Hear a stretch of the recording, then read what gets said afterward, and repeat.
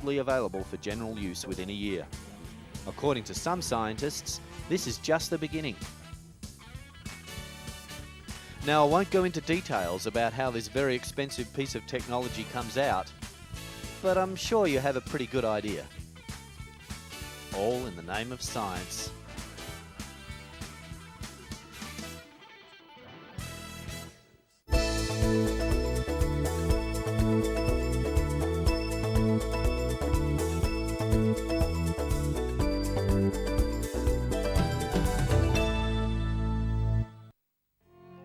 Falling in love is an all-embracing experience. Fluttering in the stomach, a pounding heart, and mood swings from happiness to sadness are all common symptoms of being in love. Sounds complicated, doesn't it? You may have heard that Cupid's arrows pierce the heart, but it's the brain that really controls these feelings. Researchers have been looking at what's going on in the brains of 17 students in the first flush of romantic love. They used magnetic imaging to see which part of these lovesick students' brains were most active when they saw images of their beloved. The findings were surprising. Seeing pictures of their loved one switched on particular areas of the students' brains that were not active when they looked at pictures of friends. Thank goodness, really. These include areas associated with the gut feelings. On the other hand, there was reduced activity in the part of the brain associated with depression. Surprisingly, the part of the brain responsible for vision and face recognition was not activated. It was as if the love responses were all happening at a deeper level. The scientists admit there's little practical use from the research, but it could be helpful in areas of further study.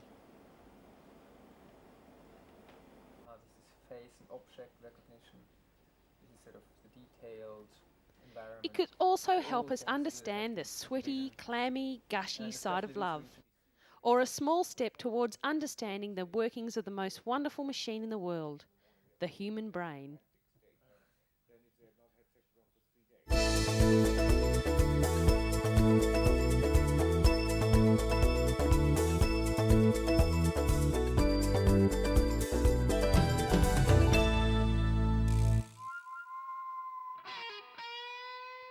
Space research is responsible for a range of mechanical equipment we use every day.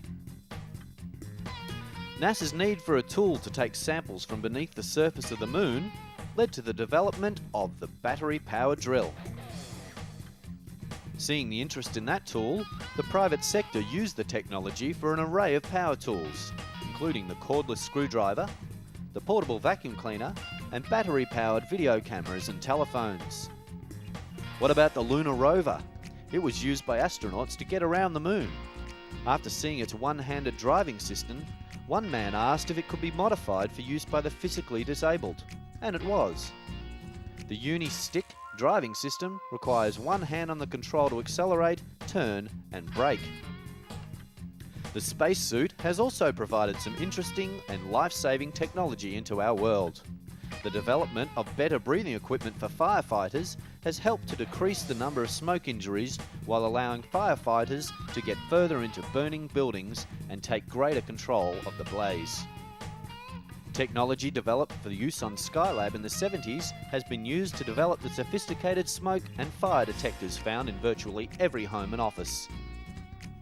This technology was also used to develop a portable blood pressure measuring system and infrared thermometer, which measures your body temperature through your eardrum in 2 seconds or less. To explore the new realms of space, new materials were required to keep explorers safe. Those materials have been put to use here on Earth. A thin polyester film used on the Echo 1 satellite and then to line the Apollo spacecrafts and suits is now available as the space blanket. Originally meant to keep radiation away from the body, the film also works to retain heat radiation by the body, making a perfect lightweight emergency blanket. Spacesuit technology intended to keep astronauts from getting too hot is the idea behind the cool vest, used by children born without sweat glands. Believe it or not, Bicycle helmets. Yes, another spin-off from space research. The composite materials of many helmets worn by bicycle racers and pleasure riders are descendants from NASA. The research on material and aerodynamics has been adapted from the aerofoil designs to reduce drag on fighter planes. And you know your new tennis shoes? Even that bounce can be traced to astronaut moon boots. Scratch-resistant sunglasses? Yep, another one. Can you imagine life without computers? Imagine no internet or MP files. While some developments in microcomputer technology are not direct creations of NASA research, the speed of their development got a boost from the space program. Technology used to enhance the pictures of the moon is now at work in magnetic imaging. Even amusement roller coasters have been developed from astronaut training programs and flight simulators.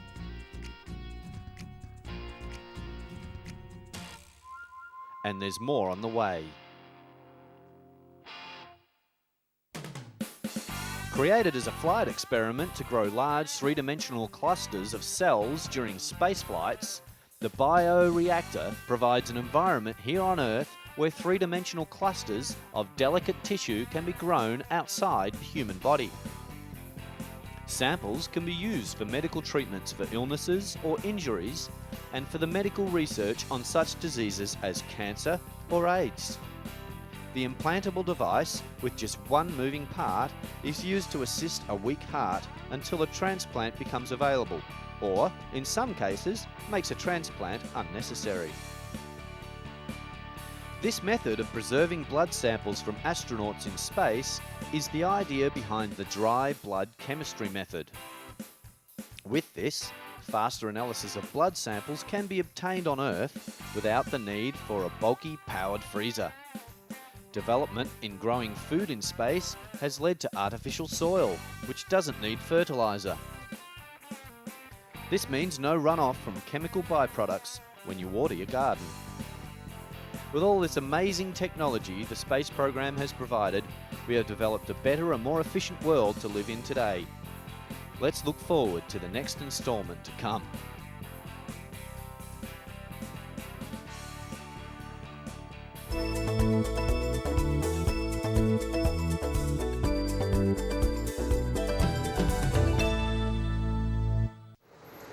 When you think of Thailand, you don't usually think of five-star healthcare, but a hospital in Bangkok is providing just that and attracting patients from all around the world.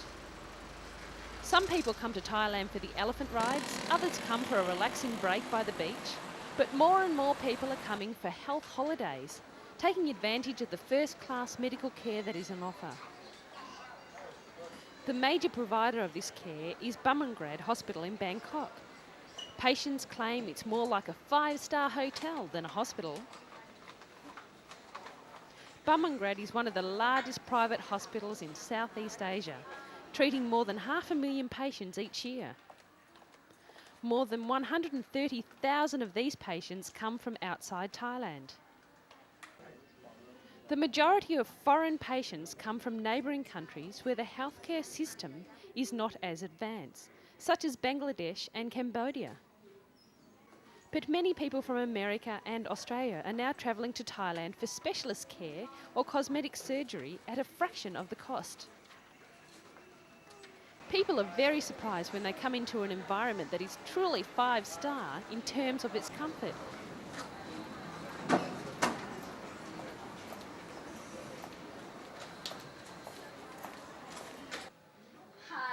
Casey Lippert is one of those thousands of expats who come to Thailand for healthcare. Originally from the United States, she now lives in Bangladesh. Her family couldn't survive without frequent health visits to Bangkok. Her daughter Melissa is being treated for skin problems in this latest visit. But this one will help to clear up the pimple faster.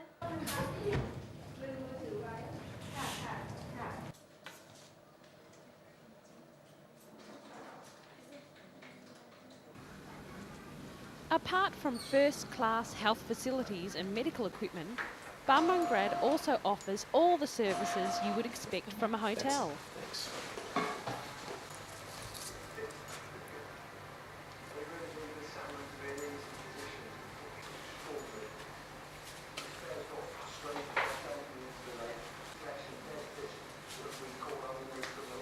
Patients are greeted by a personal assistant on arrival who takes care of admissions and appointments. Accommodation can be arranged for relatives at the hospital's very own service departments.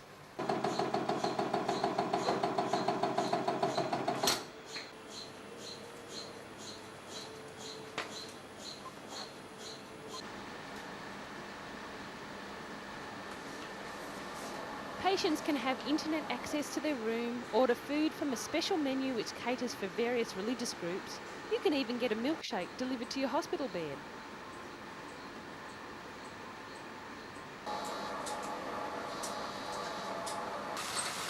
This sure is one hospital that makes not feeling well into a real holiday.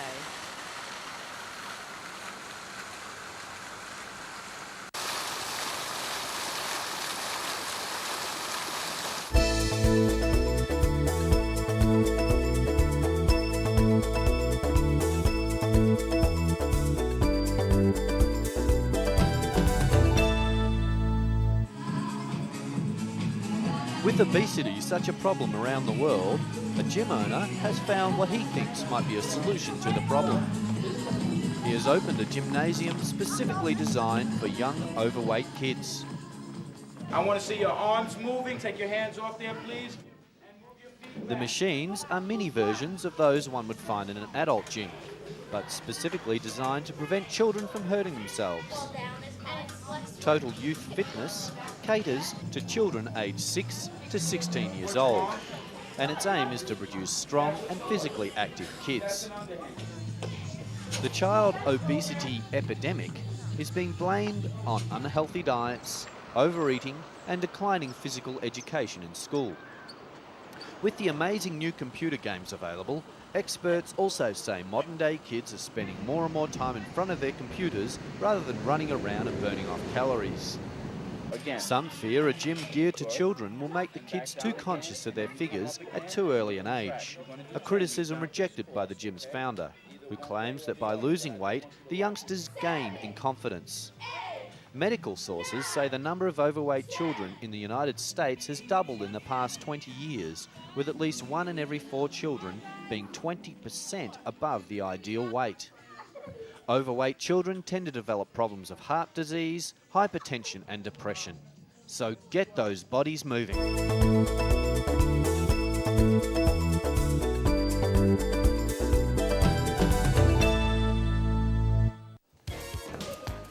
For just a few hours every week, a small group of children have been gathering in Jerusalem to prove their surrounding world wrong. They have shown that amidst the violent Israeli-Palestinian conflict, there can be racial harmony. Weekly practice for the children of the Jerusalem circus is no clowning matter. These 15 children are practicing not just circus acts, but a different view of the future. A future as a joined society where Israelis and Palestinians can live in harmony.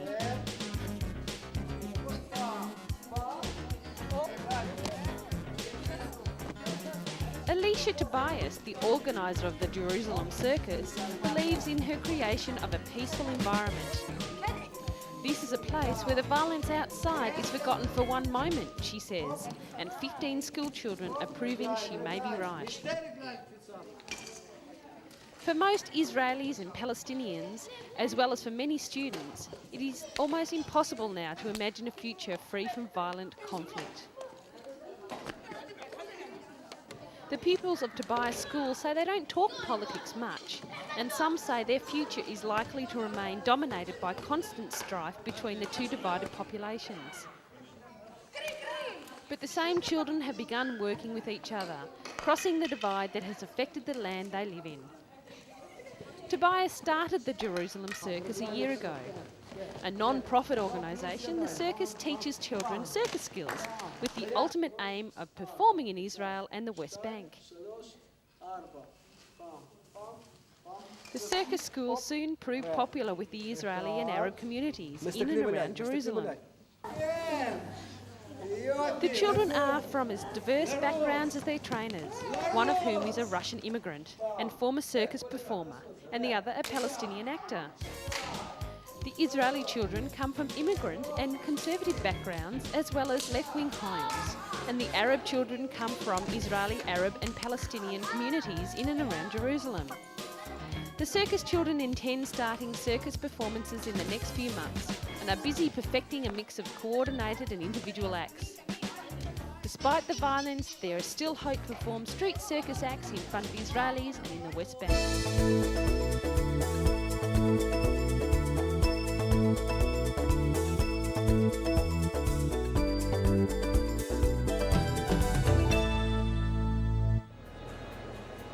The growth in the use of gyms and fitness centres is a worldwide craze.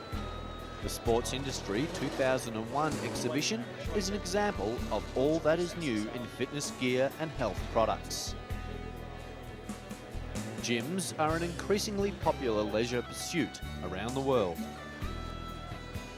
The Fitness First chain started 8 years ago and is now gyms throughout Europe and Asia, and turned in a profit of £12.8 million sterling last year.